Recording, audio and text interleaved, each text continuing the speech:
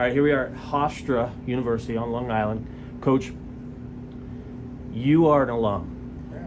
You told me when we were walking through there, this is where I wrestled, in this spot. Right. I used to wrestle Coach Ryan out here in this spot all the time. What does it mean to you to be at the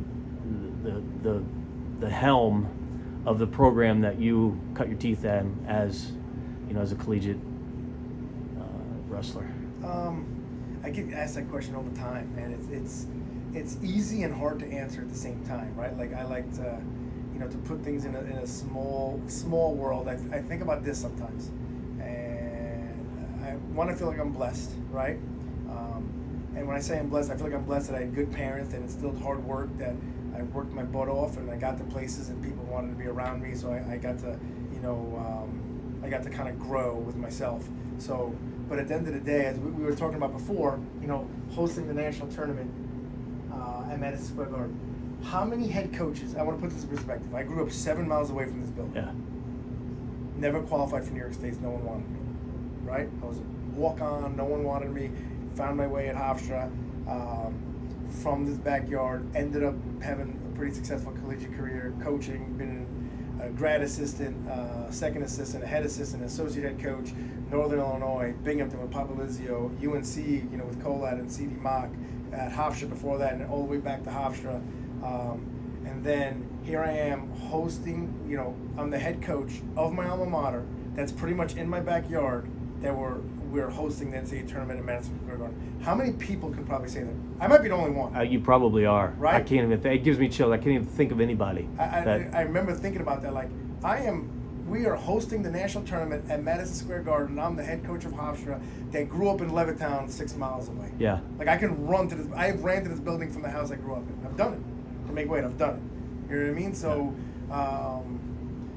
so I guess you can say that a lot of people run for their alma mater, and I actually think it means a little more to me. I'm sorry, I got 3 degrees from me. I actually just finished my second master's in December in higher education leadership, just for when I'm done coaching, maybe be an AD or a dean or who knows what. Yep. Just always planning for the future, right? Showing these guys that I can bust my butt, have a wife and 3 kids and a house, and do a full-time job, and I still got a 4-year-old grad school, so I don't want to hear that you can't do this. Right, you know right.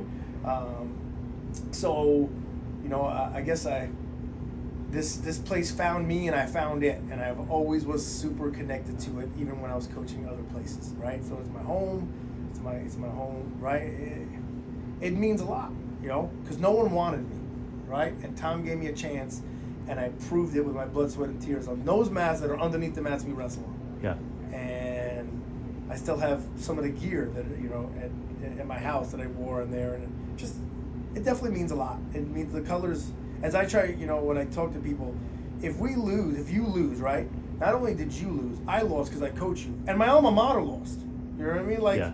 I lose, like, I can't stand it. It hurts. It hurts, man, in every which way possible, right? Yeah.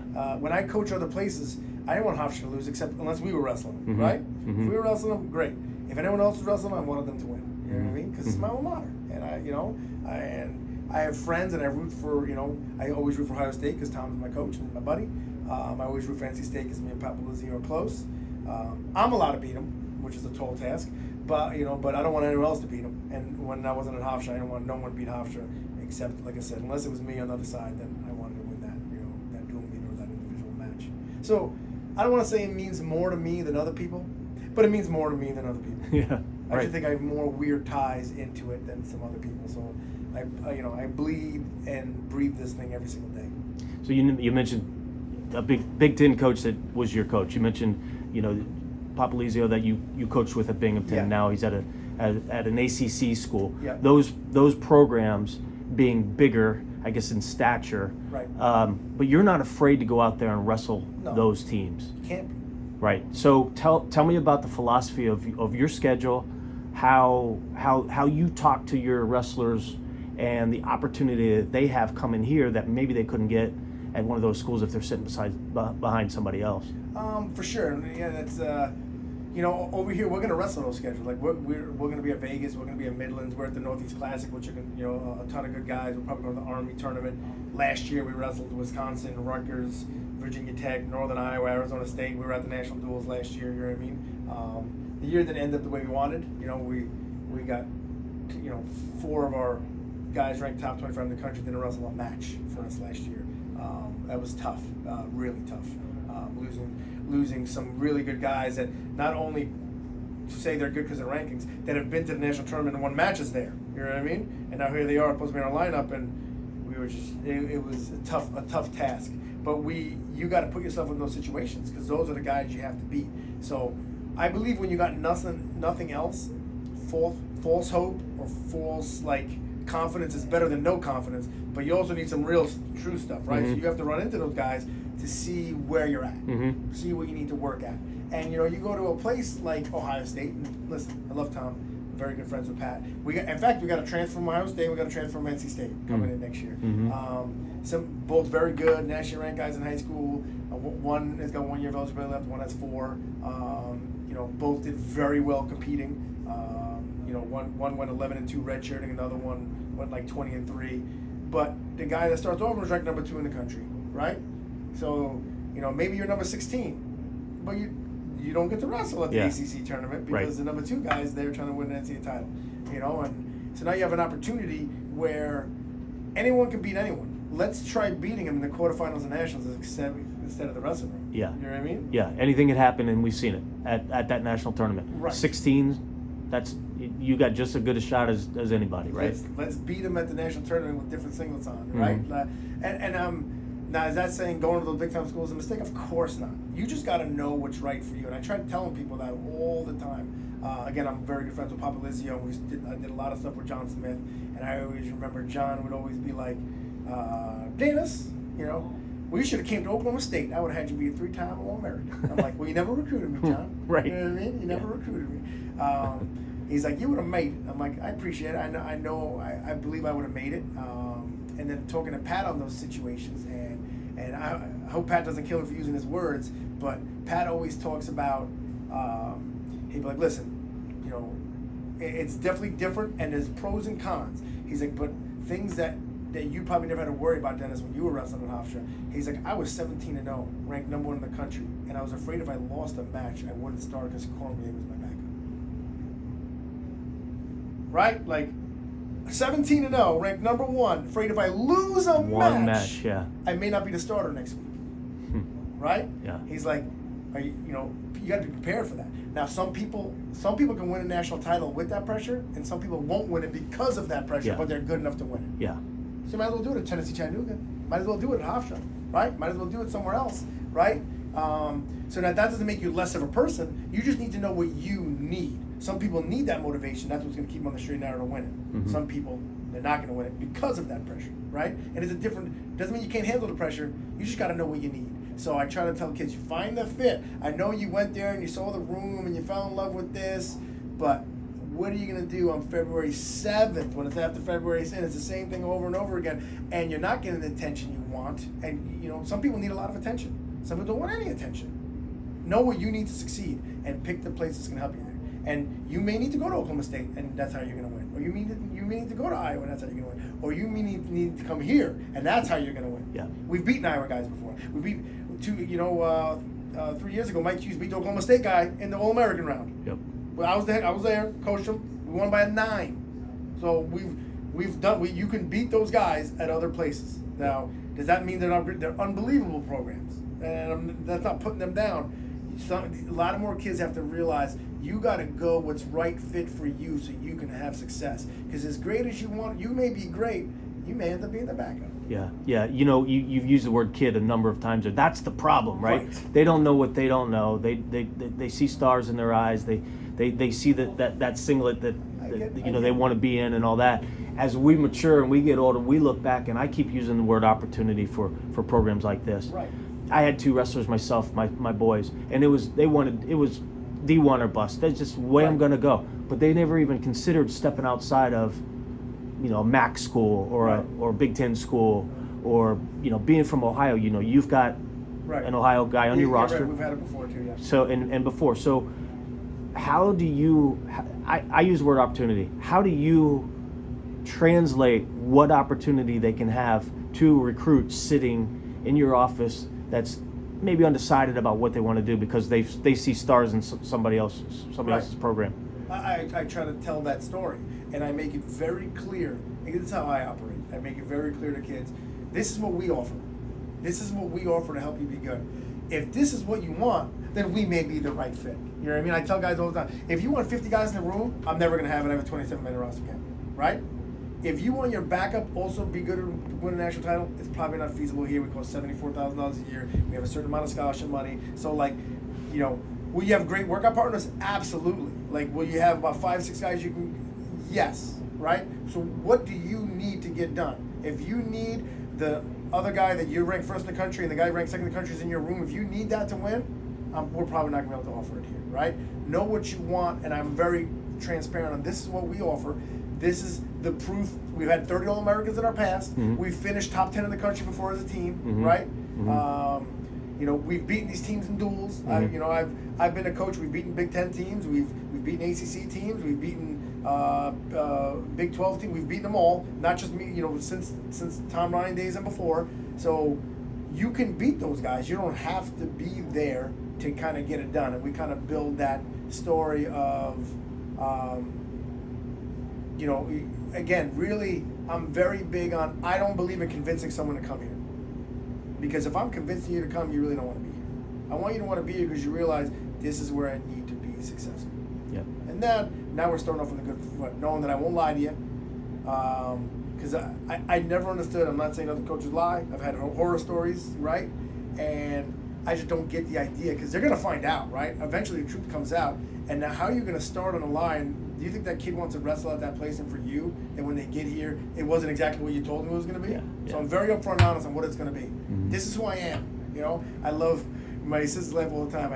I say things very clear. I said, you know, this is a tough sport. If you have a tough day, we're going to give you a hug. If your dog died, we're going to give you a hug. And then when you mess up, I'm going to take my foot. I'm going to jam it up your butt, right? Like, Right. just be prepared for that. Yep. And my next thing is, we're always going to hug you. If you need a hug every single day, go somewhere else. Because I'm not that guy. Mm-hmm. I can't hug you every day. Mm-hmm. Eventually, I'm going to look at you like, you're the problem. You know what I mean? Right. So I'm just upfront on people because some people need hugs every day to be successful. Mm-hmm. I'm probably not the guy for them. You know what I mean? Yep. So when you need a hug, we'll give them. But man, every once in a while, you just got to toughen up on this thing. Yep. Tom Ryan was hard on me. That's what I needed. I love him. Love him, right? Yep. Tom Ryan was hard on me. I didn't need a hug every day. When I needed it, he gave it to me. And other times, he gave me an earful. Mm-hmm. You know what I mean? Mm-hmm. And like I said, he was at my wedding. I'm invited to all his kids' weddings.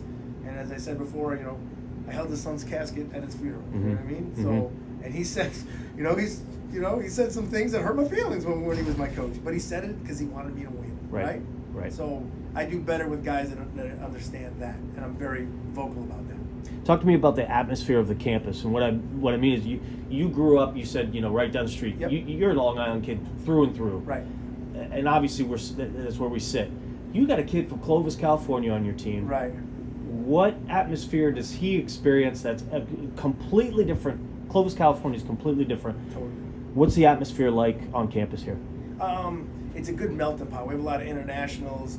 I feel like every time we recruit kids, I've had some kids from the Midwest like, hey, coach, I don't know if I want to visit Hofstra. I don't want to go to the city. Well, good news, we're not the city. Yeah.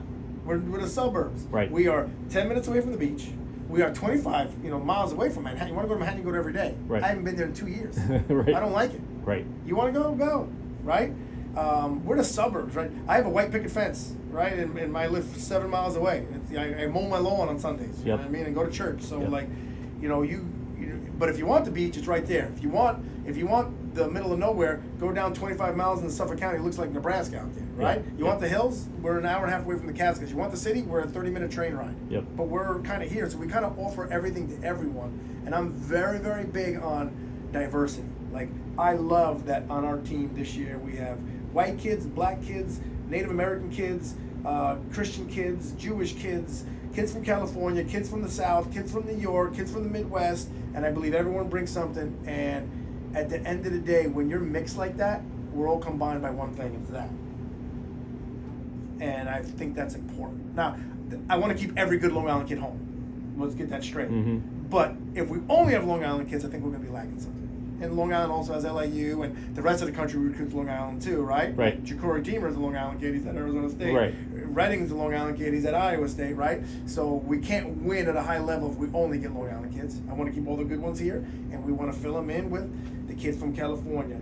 Trey Rogers from Minnesota. Zach Knight and Ward. It's from Uniondale High School. We're in Uniondale right now, right? And then Charles Smalls is from Florida, right? Mm-hmm. So Jacob Moon's from Ohio. Right. We've had some transfers in that are from Minnesota, from Indiana. So I just think it's important to get all those kids from the different ways of life that you have something to teach me. And I got something to teach you, and he's got something to teach you, and we all teach something together. But at the end of the day, 80% of it's the same, and we're all combined by the colors and the logo. And then the last 20% is your individualism, right? And the other 80% is our unity, and we all grow from your 20% of individualism. So I think it's important. Long Island has everything and can be everything for everyone. And I like to, joke around. When people come from China, when people come from London and they go to USA or they go to New York, they don't go to Buffalo. No offense, Buffalo.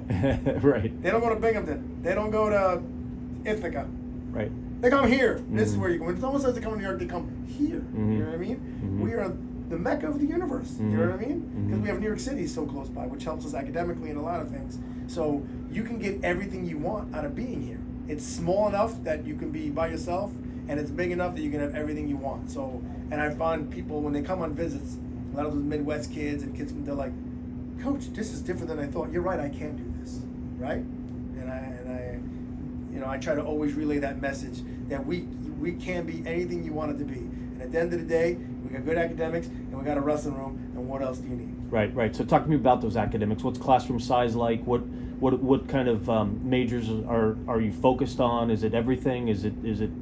Talk to me about the classroom. Hofstra's pretty vast on majors. We're a very professional school. We have a medical school. We have an engineering school. We have an engineering school. We have a law school. Our business school has been ranked top 10 in the country. Our MBA programs are exceptional because our connection with New York City. But we also have some guys at the team that are doing education. Most of our team is business, biology. We have some people looking to go to med school, to be doctors.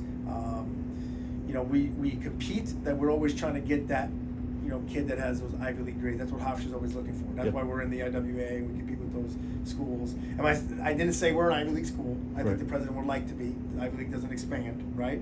But those are the I routinely recruit against kids that are also looking at the Ivy League schools, right?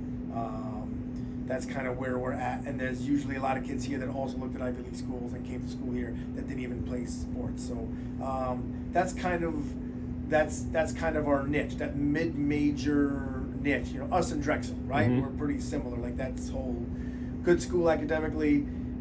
We're not Ivy League, but we try to get those Ivy League kids here with a little more leeway for some other people, so some have opportunities. But education's a big deal. We finished second in the nation in team GPA with a 3.62, I believe.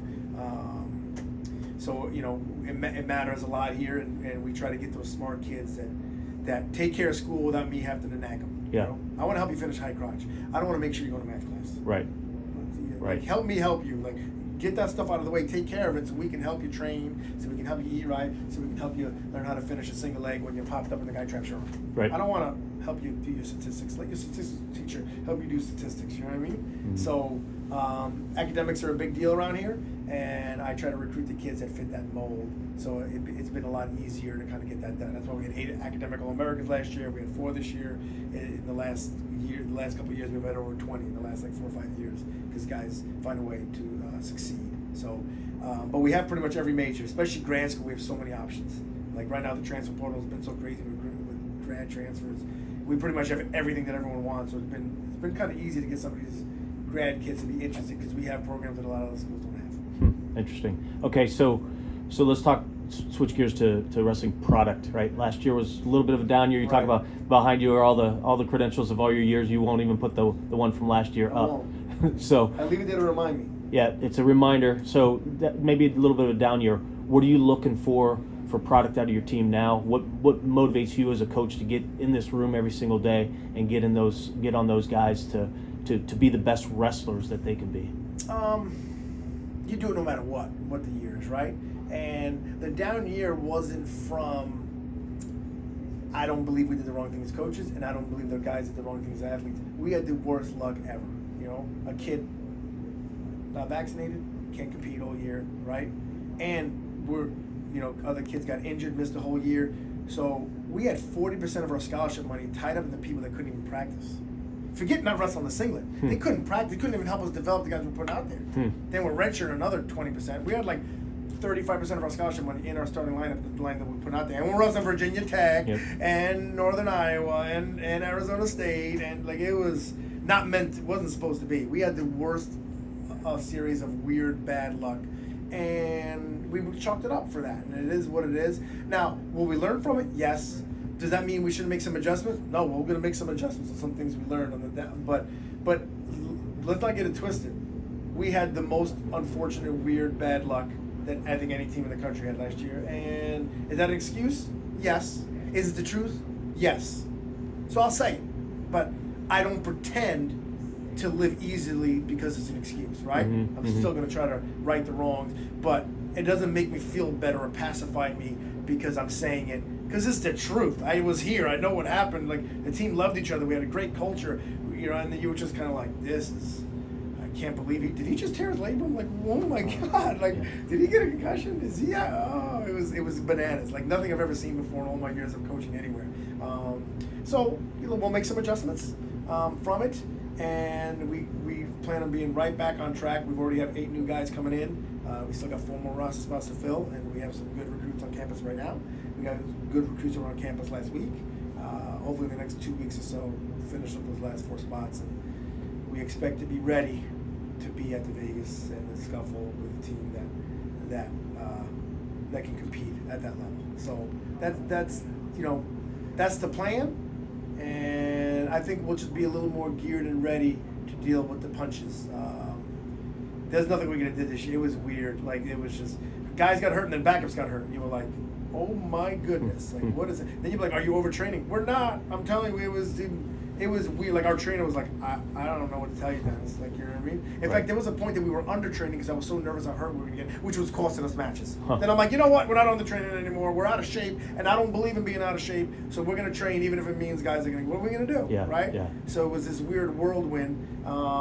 But we'll do a better job of dealing with it if it happens again. Yeah. But we've kind of reloaded pretty nicely, and the guys are in very good spirits because the guys know that it was a weird cesspool of bad things, just unfortunate events, not bad behaviors, not just, wow, that's unlucky. Wow, that's unlucky. Wow, you couldn't make that up. Wow, statistically it's impossible that this is happening, but here we are, right? So the guys know that as well, and they're kind of like, we're ready to show people who we are, coach. We'll be okay. We believe in you believe in us, and let's go, Hopefully that's behind you, right? It only happened once, and hopefully nothing like that happens again. So technically it's the off season. What do you got next? What do you guys? You were in Vegas, right?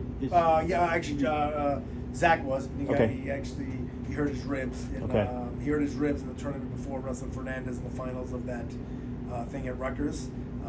Just got gutted, and so he's healing up. He's working out right now. Yep. So we should be going to U23s with a good amount of guys. That's the plan. Right after finals, and then we're kind of just summer training. The whole team stays all summer voluntarily. Everyone stays around, and we wrestle 4 days a week, and we live 4 days a week, and they work, and they go to the beach, and the guys love the summer. They go to the beach every day. They work, they lift, they wrestle. Sure, does they act like kids at that time. They don't have to cut weight, so the guys, it's easy to keep guys here all summer. Guys usually like staying here all summer. So that's the plan, training all summer, RTC, and then open mats, and just getting ready and better, and having a lot of our new guys coming in for the summer so they can start training with us before preseason starts in September. We walked through the facility. You're doing a redo on a lot of the facilities. So what kind of support are you getting from the administration on everything you want to do here? Well, listen, when I first got here, we only had 20 roster spots. A lot of people don't know that we had 20-man roster count. 20. That counts red shirts, that counts walk-ons, that counts if you're hurt for the year. That counts scholarship. Now 20 people on the team, can't have any more. Wow. Now we got 27, right? We've been battling that. Obviously fundraising is always a big to-do. They've lightened my burden on what percentage of the budget I have to fundraise. You know what I mean? They want to win too. We won before, and COVID was always a difficult time for everyone, especially us mid-majors, right? COVID was an interesting thing with the mid-majors that are expensive schools like us and the Drexel and the Sacred Hearts and a ton of those on the East Coast. Enrollment, that stuff was scary, right? Because kids didn't want to pay so much money to go to school and then do it from their house. Right. They might as well go to a state school, right? So we got through that, and we came out stronger as a university and as a department. So, our athletic director is very involved, and the deputy athletic director, who's our sport administrator, is very involved, and they're very, what do you need to win? And they're very honest on, I can't do that. We can work on getting this. You know what I mean? Like, I've been fighting for us since I got here. So it took 8 years, but now we went to 20, to 22, to 24, to 26, to 27. All right. You know what I mean? Yep. So they're given, right? They, it's not that they don't want me to have it, but Title IX is always things on why you have Yep. to have, it's got to be equitable. And so they've been getting creative to make sure I can get the roster spots that we need so we can win at a higher level, because we need more good guys in the room. You know what I mean? So they're very supportive. Good. All right. Well, we've done an awful lot here. Got plenty of 25 minutes plus. All right. You got anything else for us? Obviously, we appreciate not just you guys, everyone in the whole industry, where our sport is such a niche, cliche sport, and then I find that everyone that gets involved in it falls in love with it, right? Yeah. Like, my wife never knew what wrestling was. She's a wrestling junkie, you know what I mean? Yep. Like, I find that very normal in our sport. So you guys telling the stories of everybody helps grow our sport. The, Yep. the growth of women wrestling is only going to help us, exponentially. Yep. Something I would love to do here. I've been talked about trying to get a women's team here. A lot of moving parts, but those conversations have happened. Good. I think it's important for the sport, Mm-hmm. for everybody. So, we appreciate you guys telling our story in the wrestling world story, which has grown so much. I think we have a good story. Not many schools we've had 30 All-Americans in our history. Go look it up. That's more than some Big Ten teams. That's more than some of the AC. That's harder than you think to be an Division I All-American. And we've had 30 of them. We've had a national champ. We want to kind of get back to the point that we're having 2, 3 every year. That's where we're trying to get to. And we finally had the ball rolling a little bit. We had a little bit of a headbutt this year, and we're not going to let it slow us down. You know what I mean? I want to add more of these credentials. Yeah. Instead of throwing them over there. Right. Not that we're not proud. It's just those aren't our goals. So since they're not our goals, they stay there. You know what I mean? Mm-hmm. Having All Americans is the goal, so that's why they stay here. You know Yep. what I mean?